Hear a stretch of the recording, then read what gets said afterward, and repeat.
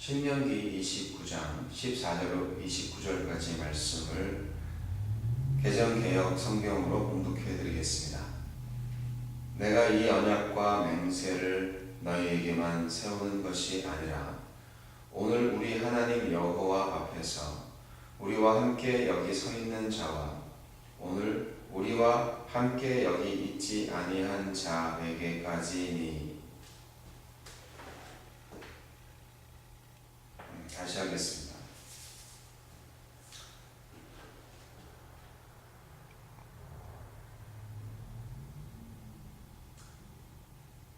오늘 말씀은 신명기 29장 14절로 29절까지 말씀입니다.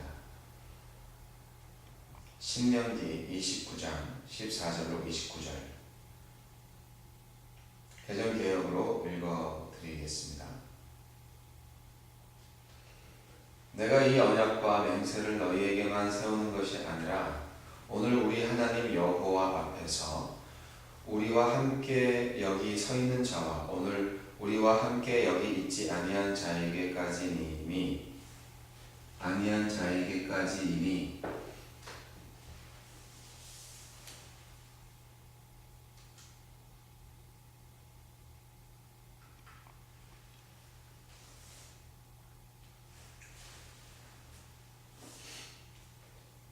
신명기 29장 14절로 29절까지 말씀, 신명기 29장 14절로 29절까지 말씀을 봉독해 드리겠습니다.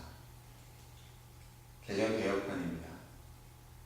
내가 이 언약과 맹세를 너희에게만 세우는 것이 아니라 오늘 우리 하나님 여호와 앞에서 우리와 함께 여기 서 있는 자와 오늘 우리와 함께 여기 있지 아니한 자에게까지니 우리가 애굽 땅에서 살았던 것과 너희가 여러 나라를 통과한 것을 너희가 알며 너희가 또 그들 중에 있는 가증한 것과 목석과 은금의 우상을 보았느니라.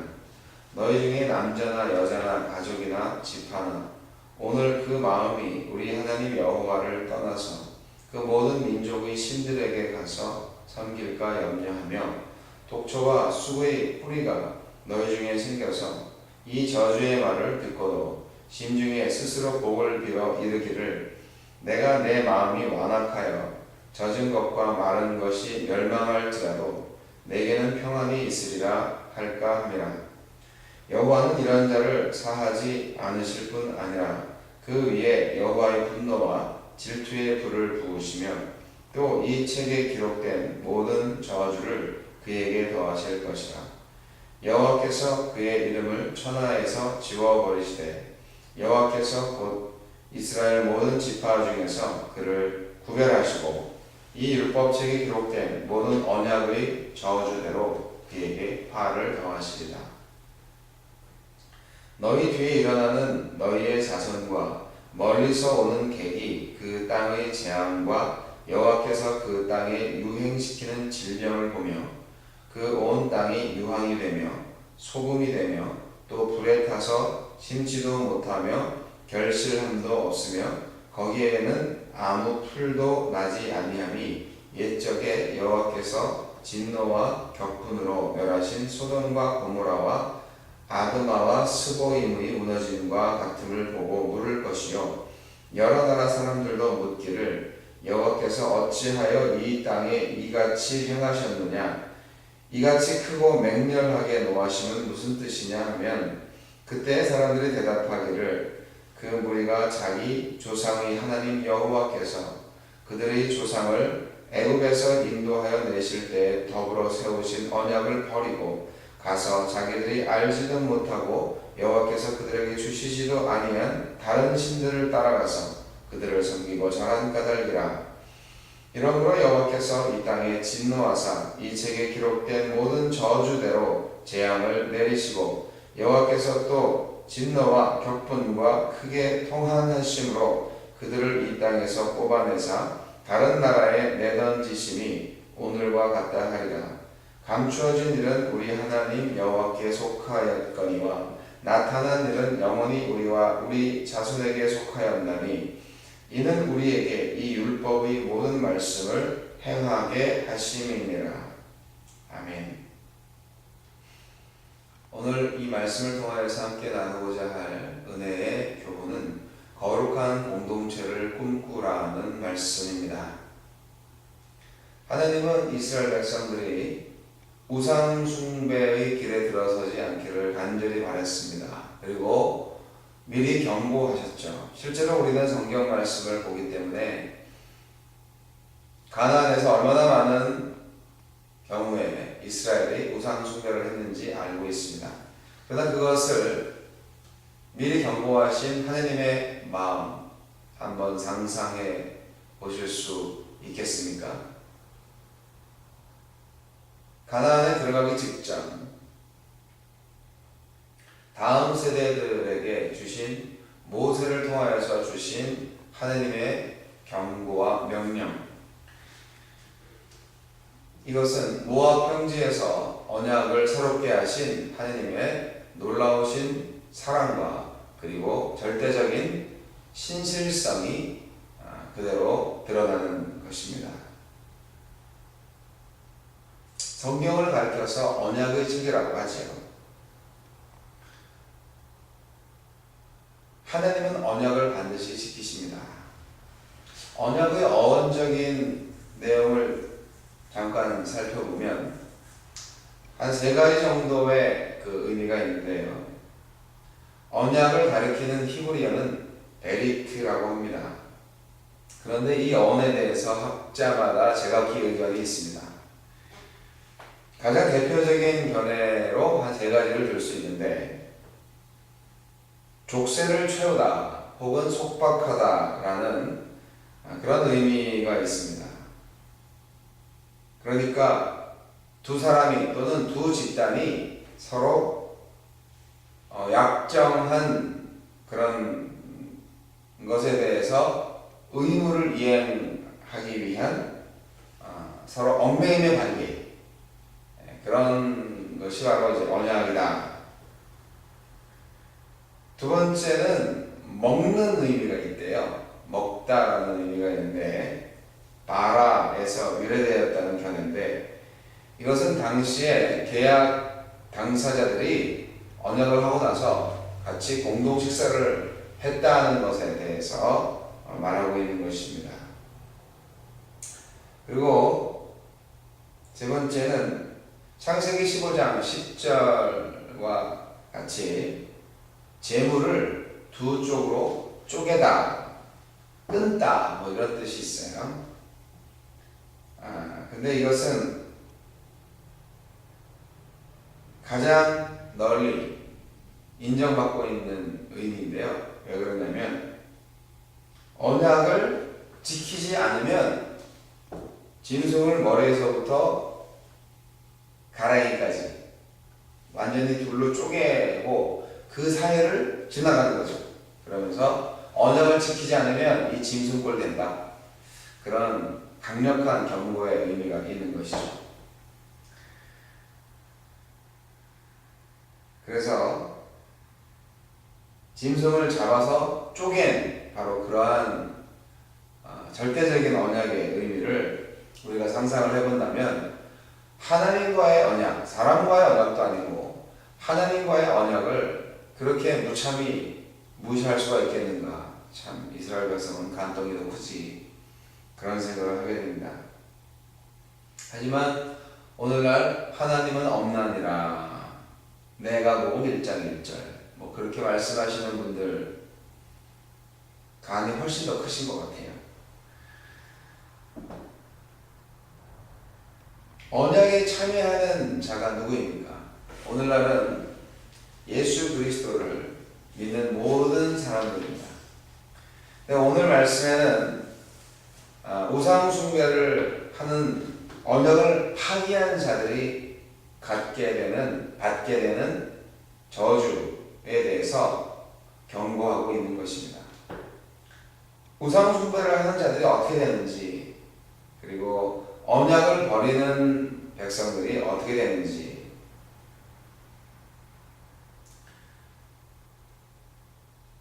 우리가 사회생활을 하다 보면 별별 사람을 다 만나게 되죠.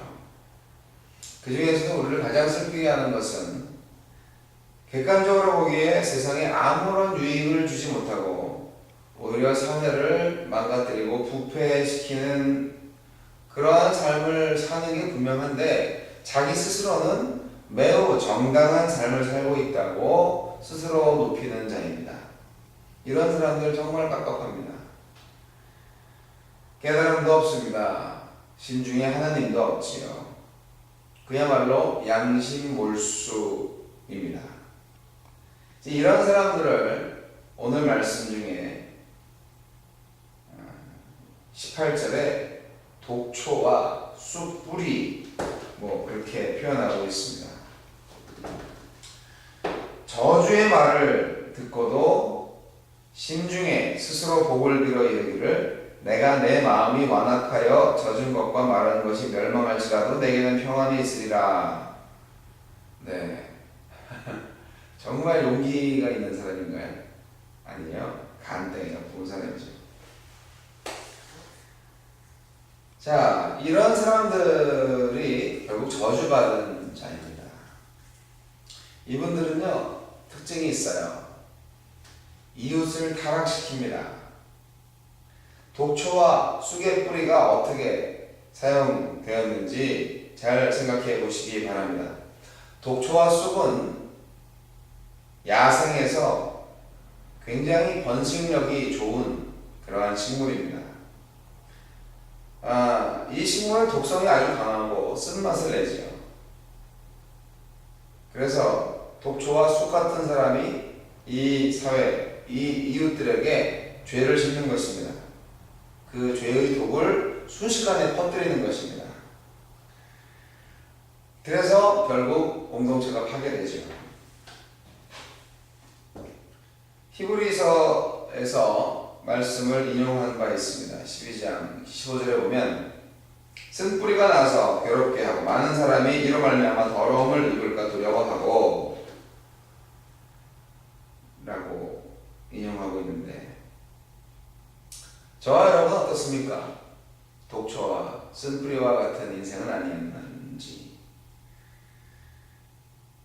나 때문에 내 주변이 막 몰락하고 이런 일은 일어나지 않았는지.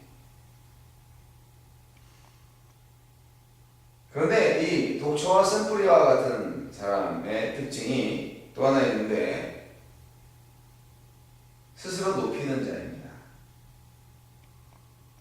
19절 말씀처럼 젖은 것과 마른 것을 멸할지라도 평안하리라 그렇게 기록되어 있습니다. 이것은 이제 그 이스라엘의 속담이래요. 이스라엘의 속담인데 어떠한 심판도 자기랑은 상관없다 그런 뜻이라고 합니다. 얼마나 교만한 태도인가요? 교만으로 인해서 자신의 행위에 정당성을 부여하고 모든 것이 멸망할지라도 자기는 안전할 것이다. 시편 10편 6절 말씀에 그 마음에 이르기를 나는 유동치 아니하며 대대로 혼란을 당치 아니하리라. 그러한 믿음인 것 같습니다.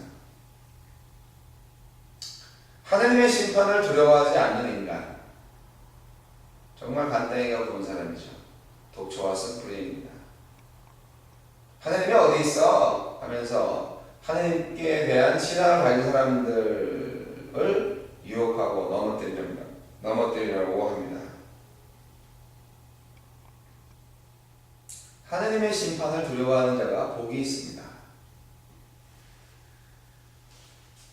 루시퍼가 하느님의 심판을 어려워하지 않아서 타락하고 말았고, 바벨론의 느부갓네살 왕이 교만하여서 그 왕위를 뺏겼습니다. 하느님이 가장 싫어하시는 것이 교만이죠.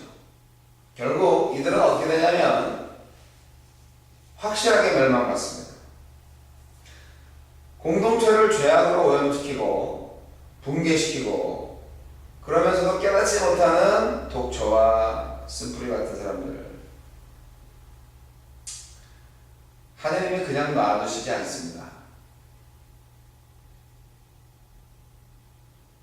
오늘 본문 말씀 말씀 20절에 보니까 여호와는 이러한 자를 사하지 않으실 뿐 아니라 그 위에 여호와의 분노와 질투의 불을 부으시며 또 이 책에 기록된 모든 저주를 그에게 더하실 것이라.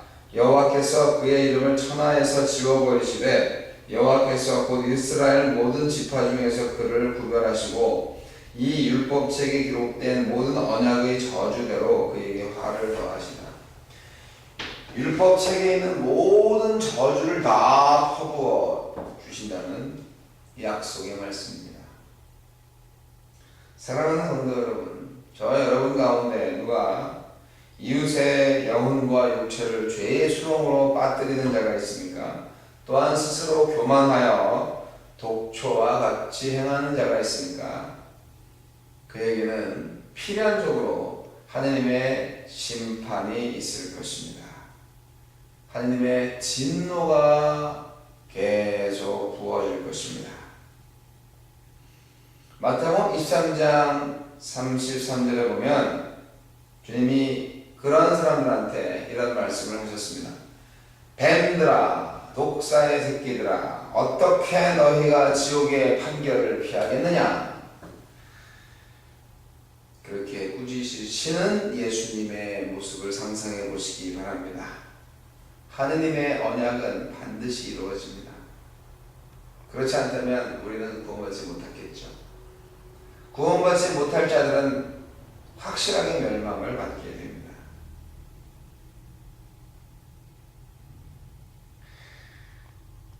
하나님이 없다고 생각하시는 분들이 아직도 많이 있는 것 같습니다. 그리고 하나님은 사랑이시니까 다 용서해 주실 거야, 이렇게 막연하게 자기 자신의 방법대로 자기 기준에 맞춘 하나님을 상상하시는 어리석은 자들이 있습니다. 하나님의 특징은 성경 말씀에 다 나와 있습니다. 성경을 제대로 알지 못하면 하나님을 잘 알지 못합니다. 그래서 하나님은 성경이 말씀하신 대로 복 내려주시고 성경이 말씀하신 대로 저주를 퍼부어 주십니다. 우리는 알 수가 없죠. 하나님께서 어떻게 어떤 일을 다 행하시는지 알 수 없습니다. 그런데 우리는 인간입니다. 하나님이 아니잖아요. 여러분, 부모가 자녀에게 자신이 갖고 있는 모든 생활의 지혜를 다 처음부터 완벽하게 나타내 주는 거 보셨습니까? 한 아이가 태어나서 장성한 자의 분량에 이르기까지 최소한 20년 이상의 시간이 걸립니다. 80 넘은 할아버지 할머니도 100살 이상 된 노부모님에게 순종합니다. 그렇지 않습니까? 저는 안 돼봐서 아직 모르겠는데 그래야 맞다고 생각합니다. 치매에 걸리지 않는 이상 말입니다. 부모는 자녀들에게 모든 것을 다 가르쳐주지 않습니다. 가르쳐줄 필요가 없고 가르쳐 줘봤자 알아듣지 못해요. 어린아이에게는 어린아이에게 맞는 교훈을, 그리고 장성한 자에게는 장성한 자에게 맞는 교훈을 주시게 됩니다. 무엇을 알려줘야 될까, 또 무엇을 알려주지 말아야 될까를 부모님들은 너무나 잘 알고 계신 거죠. 마찬가지로 하나님께서는 당신의 자녀인 우리들에게 이 세상의 모든 되어질 일들을 다 알려주시지 않습니다. 필요한 것만 알려주시죠. 근데 우리는 하느님의 모든 것들을 다 알려고 합니다. 우리 아이들처럼 말입니다. 애들은 몰라도 돼. 그러면 몰라야 되나 보다, 그렇게 생각을 해야죠.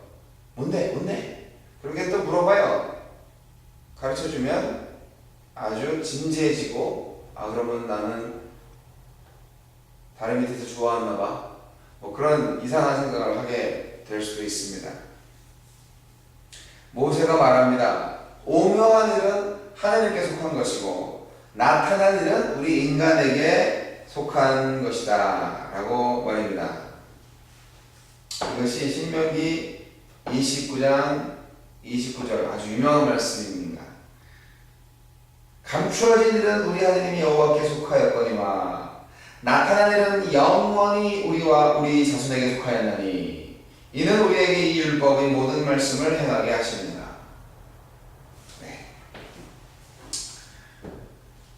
우리 인간은 나타난 일에 대해서 잘 책임을 지면 됩니다. 그 나타난 일이 뭐냐면 하나님의 말씀을 행하는 것입니다.